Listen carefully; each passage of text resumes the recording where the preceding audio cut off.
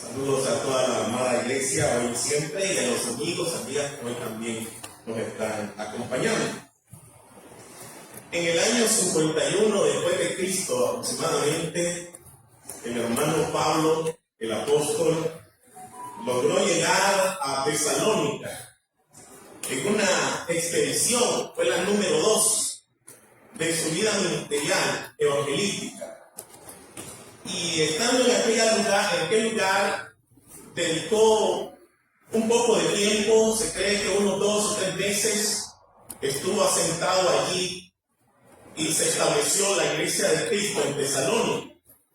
En medio de acechanzas y persecuciones de algunos judíos, se logró establecer la iglesia.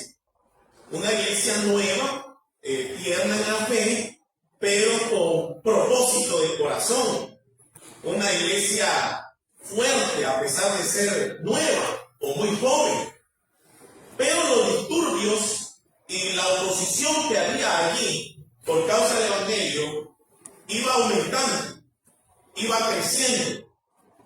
De manera que algunos hermanos fueron perseguidos y se les arrebató la vida. Otros estaban temerosos por lo que había sucedido con estos hermanos. Y mientras unos estaban atravesando luto en ese momento, otros estaban temiendo por sus propias vidas. San Pablo tuvo que salir de la ciudad, producto de esa persecución desatada. Y dice la Biblia que aunque intentó volver a llegar, intentó estar nuevamente con ellos, le fue impedido. No fue posible. Pero sí logró escribir las cartas, estas 2 epístolas, a través de las cuales le llevó mucho ánimo, aliento, consuelo, fortaleza espiritual. Cuando leemos en 1 Tesalonicenses 5:14, esa lista de 4 mandamientos, 4 necesidades que se le pide a la iglesia que conserven sus corazones y que lo hagan de manera práctica y vivencial. La primera ya nos fue presentada al inicio de este mes, amonestar a los ociosos. Luego también alentar a los de poco ánimo. La Biblia nos enseña, nos indica que debemos de alentar a los de poco ánimo. ¿Por qué se le dijo eso a la iglesia en Tesalónica? Precisamente por lo que acabo de mencionar hace breves instantes. La persecución desatada llevó a algunos de los hermanos a sentir desánimo, llevó a algunos hermanos a sentirse afocados, aflicción, temor, miedo, angustia. Eso hace cuando llega el desánimo y se necesita aliento, personas que lleven ánimo a otros. Se necesita que haya quienes estén listos, prestos a llevar palabras que estimulen, que fortalezcan, que den valor, que den energía al resto. Cabe resaltar, hermanos, que San Pablo al inicio del versículo 14 de 1 Tesalonicenses 5 dice: os rogamos,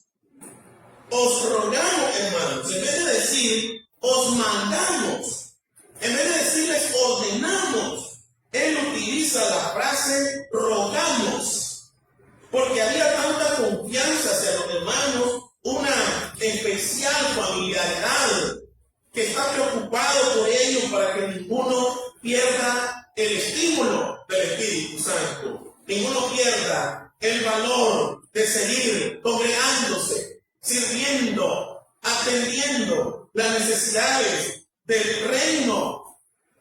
Y no es la primera vez que San Pablo le dice esto a los tesalonicenses.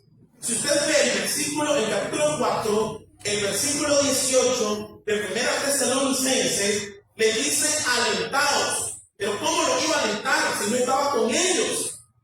¿Cómo los iba a animar si no estaba presente con ellos?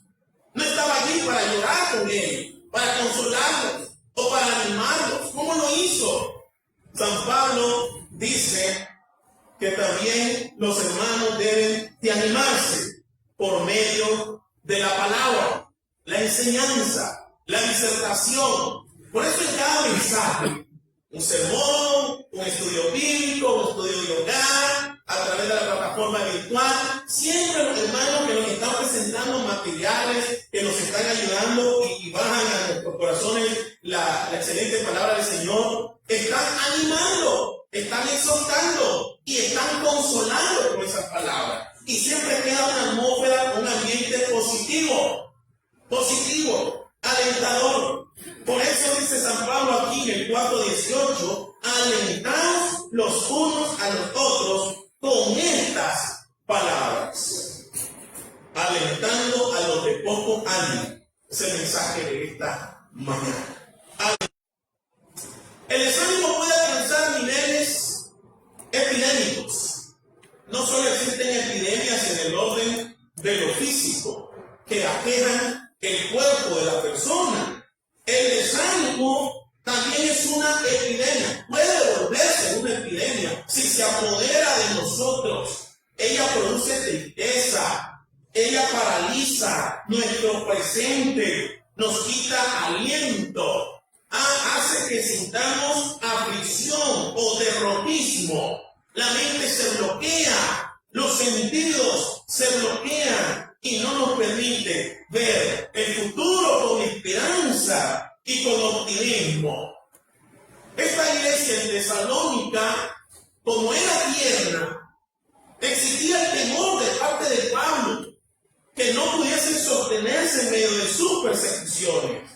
Pero esta iglesia pudo demostrar que a pesar de ello, sí estaban seguros que su esperanza estaba en Cristo y que ni la muerte ni la persecución los iba a detener.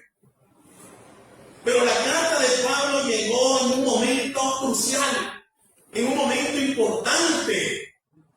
Los hermanos pudieron observar que aquel líder, aquel compañero, aquel ministro que les llevó, les presentó a Cristo, les anunció el Evangelio, seguía preocupado por ellos una vez que salió de aquel lugar. Vemos el gran compromiso que tiene Pablo con la iglesia en Tesalónica.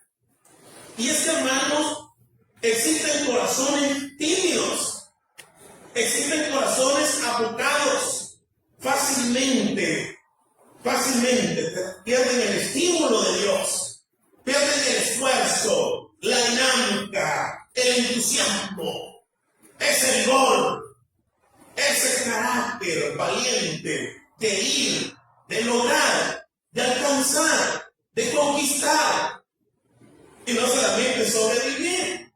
En Isaías 35, el versículo 4, dice la palabra que el Señor siempre se acuerda de estas personas, de esas criaturas que necesitan más ánimo. Isaías capítulo 35, el versículo 4. Mire cómo Dios ama al profeta y el profeta al pueblo. Diles a los de corazón tímido, esforzaos, no temáis. Dile a los de corazón apocado, dile a los de corazón tímido, esfuércense, no teman. Dios se acuerda de estos hombres y mujeres que tienen corazón tímido. Ezequiel, otro profeta, en el capítulo 34, el versículo 16, mire cómo Dios quiere darle aliento a sus corazones.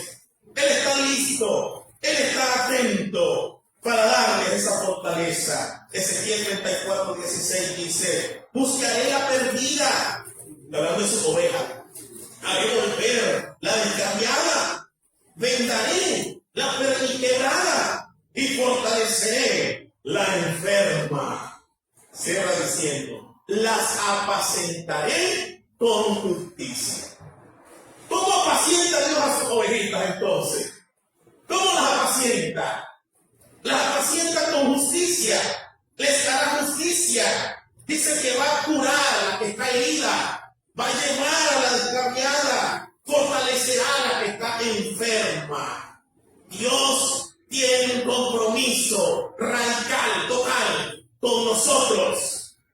Ese compromiso de ser apacentados y de tener ánimo, solícito, presto, atento, dispuesto. Así está Dios con su pueblo.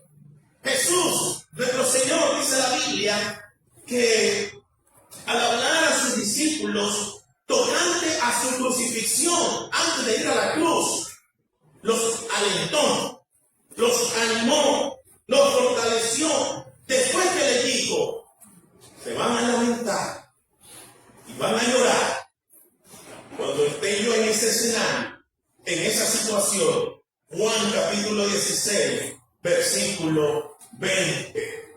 Jesús también está dispuesto, atento a sus ovejitas, a sus discípulos. Los preparó, los animó y también les advierte que vendrá tristeza, angustia, pero no se desanimen sobremanera, que no se haga una epidemia en ustedes. Juan 16, 20 dice, de cierto os digo que vosotros lloraréis y lamentaréis, y el mundo se alegrará. Pero aunque vosotros estéis tristes, vuestra tristeza se convertirá en gozo. Siempre Jesús dejaba al cierre de sus disertaciones ese espíritu de aliento, de motivación, de atención, de consuelo y de esperanza. Sí, iban a estar tristes, pero la tristeza se volverá en gozo. Hay profecías en el Antiguo Testamento que nos informan que esto es una verdad, esto que dijo Jesús. Jesús lo hizo una realidad, lo que se decía en el Antiguo Testamento, de lo que Él venía a hacer. En Salmo 35, Salmo capítulo 30, verso 5, dice, por la noche durará el llanto. Y oiga, y a la mañana vendrá la alegría. La noche de luto, de dolor, de tristeza, pero a la mañana, alegría. Dígase eso. ¿Quién infunde eso? El Señor. Y Jesús, para poder ilustrar o para poder presentarles de una manera más clara eso que les estaba diciendo, el dolor se convertirá en gozo cuando lo hubiesen necesitado, ¿verdad? Gozo, gran gozo.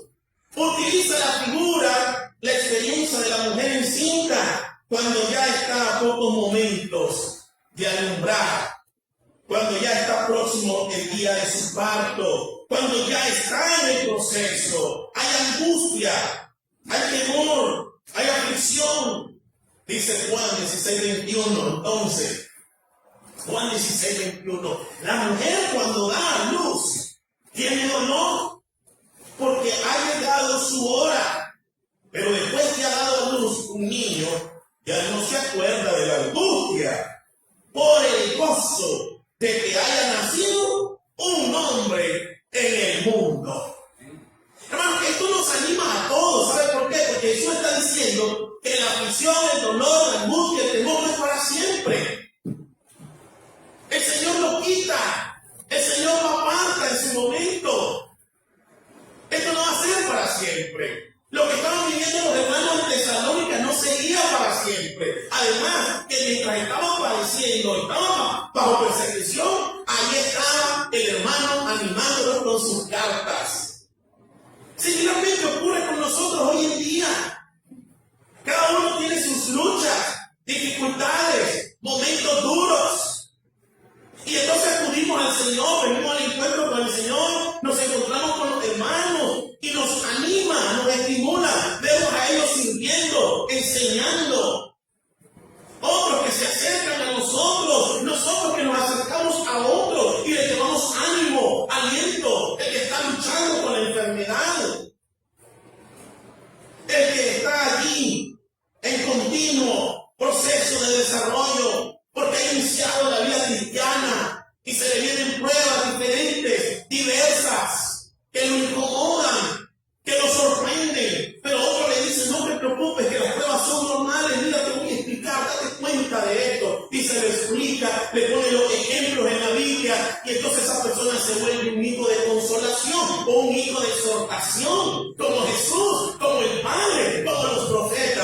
quería Dios que seamos, que fuese la iglesia de Tesalónica y que seamos nosotros. Pero hermanos, en Juan capítulo 16, versículo 22, sigue diciendo Jesús: también vosotros ahora tenéis tristeza, pero os volveré a ver. Os volveré a ver, y se gozará vuestro corazón, y nadie os quitará vuestro gozo. ¡Qué palabras más alentadoras! Y nadie le quitará vuestro gozo. Cuando leemos esto, nos compunge, nos anima, nos consuela. Porque el Señor le dijo a sus discípulos: lo volveré a ver. No se preocupen. Pues sí, eso generó expectativa, una gran expectativa, que lo sostuvo hasta el final, hermano, que sostenía también a los tesalonicenses. Pero hermano, no solo Dios está listo y comprometido a alentar a sus criaturas, no solo Jesús, no solo lo debían estar los apóstoles, también nosotros, la iglesia del Señor, ahora en la gracia, en el Nuevo Testamento. Esta es una de las razones importantes por las que existe la iglesia de Cristo, por la que existe su liderazgo, por la que existen los siervos, las siervas, los ancianos, las mujeres, los varones, los jóvenes. Estamos aquí para alentarnos unos a otros. Y va el Señor y se dirige primeramente a su liderazgo. Cuando reúne a Pedro y le dice: Pedro, ¿me amas? Apacienta mis ovejas. Consuélalas, atiéndalas, anímalas, fortalece a mis ovejas. Ese es tu ministerio, este es tu trabajo. Vive por ello, enfócate en esto. Apacienta mis ovejas. Y le voy a hacer una pregunta a esta hora. ¿Sabía Pedro o supo Pedro durante el ministerio de Jesús que Jesús lo quería para pastor? No lo sabía.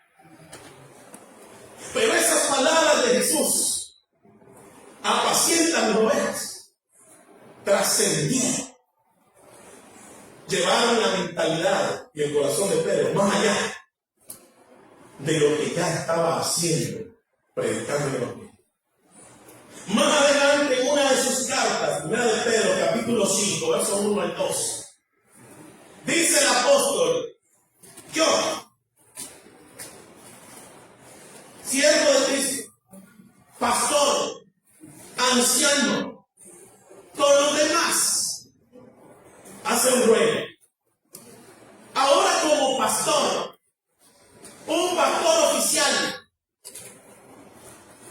un pastor en ejercicio, 1 Pedro 5, 1 al 2, vean lo que le dice a otros ancianos, a otros pastores: ruego a los ancianos que están entre vosotros, yo anciano también con ellos. Ese es uno, aquí estoy yo también, dice Pedro, y testigo de las aflicciones de Cristo. Esta frase, testigo de las aflicciones de Cristo, es que Él pasó sus propias tribulaciones, sus propias aflicciones y sus propias pruebas. Y tuvo que encontrar en las palabras de Jesús el ánimo, el estímulo para sostenerse. Se acordaba de Jesús que le dijo: apacienta mis ovejas. Eso le daba al hombre empuje, coraje, valor, esfuerzo. Pero también vemos las aflicciones de los hermanos, los padecimientos de aquellos a quienes Jesús les había puesto cerca para que los apacentara, los cuidara, los consolara y los animara. Ahora es este hombre que les dice: yo sé lo que es participar de las aflicciones por causa de Cristo. Y le ruego a ustedes también, le dice a otros ancianos, que participen de esto. Y dice luego: que soy también participante de la gloria que ha de ser revelada, apacentar la ley de Dios que está entre vosotros, teniendo cuidado de ella, no por fuerza, sino voluntariamente, no por ganancia deshonesta. Y mire esto, subraya esto que interesante, sino con un ánimo pronto. Ahí vemos la exhortación, el Espíritu. Nosotros tenemos, gracias a Dios, hermanos y hermanas con ese espíritu. Tenemos hermanos que tienen corazón de pastor, prestos a consolar, a animar, a fortalecer, a aconsejar. Son hijos de consolación. Si no tuviésemos hijos de consolación, en la casa del Señor ya estuviéramos todos derribados, derrumbados, desanimados. Ya no viniésemos aquí ni siquiera, ¿verdad? No hubiese este equipo de hermanos y hermanas que sirven todos los días al Señor en diferentes campos y áreas. Glorifiquemos a Dios, porque todavía hay ánimo pronto en su casa, en la casa del Señor. Y esto, hermanos, nos va ayudando a los demás a crecer y a aprender lo que significa ser un hijo de consolación. Hermanos, ser un hijo de consolación, entonces, para nosotros en nuestros días, es tener aquella actitud dispuesta como la tuvo un soldado de David. Absalón, su tercer hijo, se le sublevó. Y entonces comenzó una situación allí muy intensa. Absalón iba a una guerra contra su propio padre y ya tenía un ejército numeroso. David se dio cuenta y temió por su vida y por su gente, su familia y sus soldados. Y le dice a los soldados: huyamos, vámonos, porque este viene con gran ira, viene con gran fuerza, con poderío. Primero de Samuel, en el segundo libro de Samuel, capítulo 15, versículo 21. Itaí, Eteo, al escuchar las palabras del rey, verá lo que le dijo, resueltamente: vive Dios y vive mi Señor el rey, que o para muerte o para vida, donde mi Señor el rey estuviere, allí también estará tu siervo. Ese es ser hijo de exhortación. Ese es ser hijo de consolación. Aquí están los hermanos que nos presiden. Vamos con ellos. Aquí están los hermanos que nos ministran, el coordinador de zona. Vamos con ellos. Nos integramos. Aquí están los hermanos que pastorean, nuestros pastores, cuando los tengamos. Espero que la iglesia esté orando por eso y trabajando también. Aquí están los hermanos pastores de la iglesia. Aquí vamos con ellos. Aquí están los hermanos que hacen un servicio al Señor. También vamos con ellos. Eso es ser hijo de exhortación. Eso es ser hijo de consolación. La hermana Febe, diaconisa, dice la Biblia, una mujer muy servicial. Allá en Cencrea, Romanos 16, 1 al 2, dice que esta hermana recibía a los hermanos y que nos ayudaba en cualquier cosa que ellos necesitasen. Eso es ser hijo de exhortación, eso es ser hijo de consolación. Así lo fue Jesús, así fueron los apóstoles, así fue Pedro como pastor, así es la iglesia de Cristo en nuestros días. Dice Pablo aquí en Romanos 16, el verso 2, ella ha ayudado a muchos y a mí mismo. Reconocimiento que hace a esta dama, a esta hermanita. ¿Cuál es su nombre? La hermana Fede. La hermana Fede. ¿Ah? En Romanos 16, 12 dice: saluden por favor, hermanos, salúdenme a 3 mujeres más, a las hermanas Trifena, a Trifosa y a Pérsida. No conozco ninguna hermana con ese nombre las hermanas Trifena, Trifosa y Pérsida. Ella dice que trabajan en el Señor, que está hablando en presente. No digo trabajado, dice trabajan. Saluden a la hermana, a la amada Pérsida, la cual ha trabajado mucho en el Señor. Estos son hombres y mujeres de exhortación. Pero me quiero concentrar por un momento en José. José en el Nuevo Testamento. ¿Cuál es ese José? Aquel hombre al cual le llamaron, le cambiaron su nombre por Bernabé, hijo de consolación, hijo de exhortación. Este hombre se destacó por hacer una obra interesante, maravillosa. Tenía deseo de ayudar a los desanimados. ¿A quiénes buscaba? A los desanimados. ¿Para qué? ¿Para desanimarnos más? No.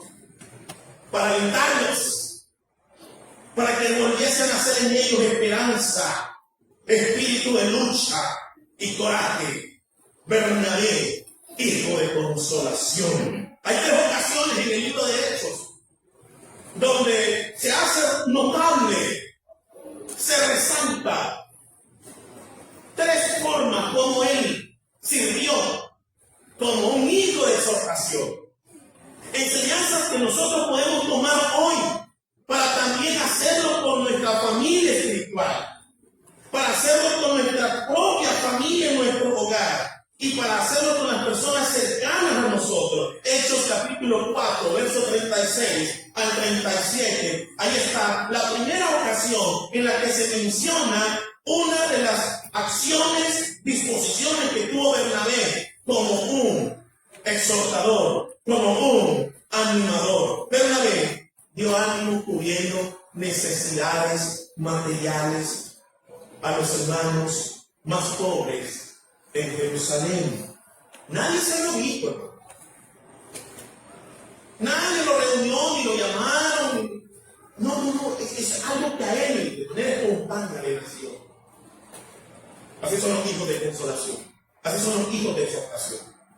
Hechos 4, 36 a 37 dice: entonces José, a quien los apóstoles pusieron por sobrenombre Bernabé, que traducido es hijo de consolación, levita, natural de Chipre, como tenía una edad, la vendió y trajo el precio y lo puso a los pies de los apóstoles. Animó a los demás hermanos, dando un paso al frente, renunciando a una propiedad que tenía por amor a los hermanos, y entregó el recurso en manos de los apóstoles, que era el liderazgo, para que lo utilizaran para poder ministrar las necesidades de los hermanos en Jerusalén. A veces nosotros tenemos que desprendernos de lo que nos gusta, de lo que nos cuesta, tiempo, entrenamiento, placeres, bienes, usarlos, ponerlos a disposición del reino, de la iglesia, para ayudar a los hermanos. Y así te está haciendo un Bernabé o una Bernabela, hijo o hija de consolación. ¿Saben? Aquí en Grupo Alía dice así. Aquí en Grupo Alía vemos personas así, glorificado sea Dios por eso. Y hay otros que se vienen sumando poco a poco. Eso es una dicha, que en estos tiempos la iglesia mantenga ese tenor, esa necesidad.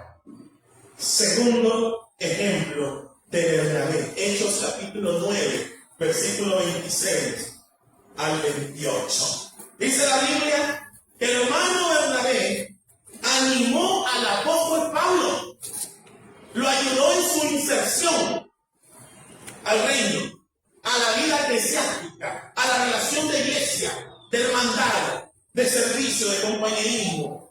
Pero la iglesia le tenía miedo. La iglesia no se había percatado que el más feroz perseguidor que tenía en aquel entonces había sido alcanzado por el Señor Jesucristo, por el Evangelio, y que ahora de perseguidor pasó a perseguido. Pero la iglesia no lo entendía.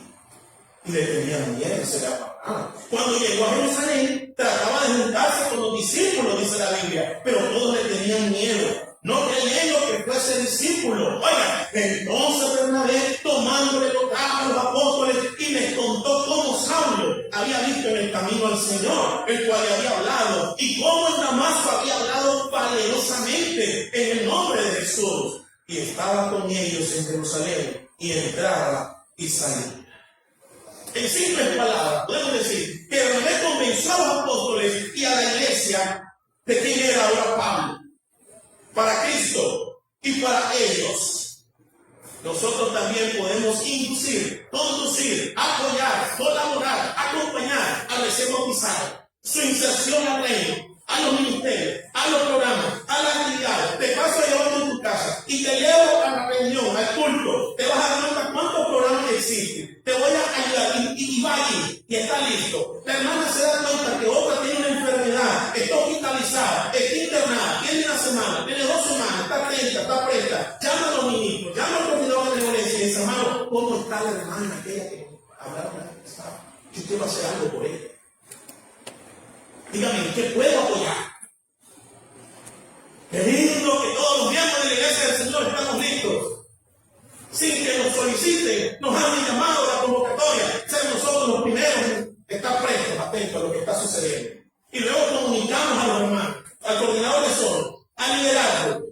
Mire, fui y visité a la hermana fulanita, o al hermano fulanito, o a este ancianito, y esta es su situación, mira, hermano, les informo. Y así estás también colaborando, estás haciendo una gran contribución, estás siendo un hijo de exhortación, un hijo de consolación, como hermano. Y en tercer lugar, Hechos 11:23 dice que Bernabé animó a una iglesia. Oiga, fue un hijo de consolación haciendo una obra particular, con particulares. Con uno, con dos, con tres. Pero ahora lo vemos aquí siendo un hijo de exhortación a una iglesia. Los ministros decidieron enviarlo a Antioquía. Sabían que podía hacer un excelente trabajo, porque aquellos hermanos necesitaban exhortación. Hechos 11:23 dice: cuando llegó a Bernabé y vio la gracia de Dios, se regocijó y exhortó a todos, a la iglesia, a que con propósito de corazón permaneciesen fieles al Señor.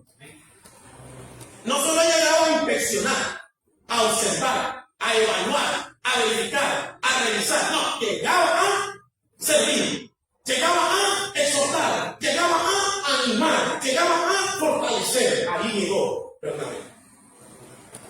Pero le voy a decir algo. También sabía trabajar en equipo.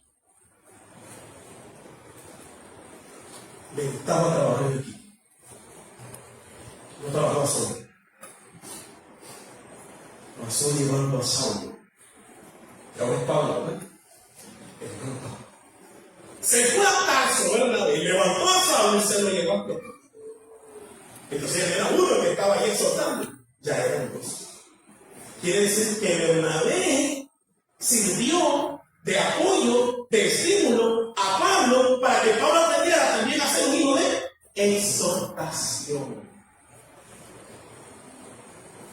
Así lo dice la palabra. Hechos 11:26 dice: y se congregó allí todo un año con la iglesia y enseñaron a mucha gente. Ahí estaba Pablo y estaba Bernabé. Y a los discípulos se les llamó cristianos por primera vez en Antioquía. Necesitamos gente como Bernabé, necesitamos más, porque ya lo hay, gracias a Dios. Ya lo hay, pero necesitamos más. Que puedan sentir en el corazón esa gran virtud, gozarse con los que se gozan, llorar con los que lloran, y sentir la motivación que hace el Señor.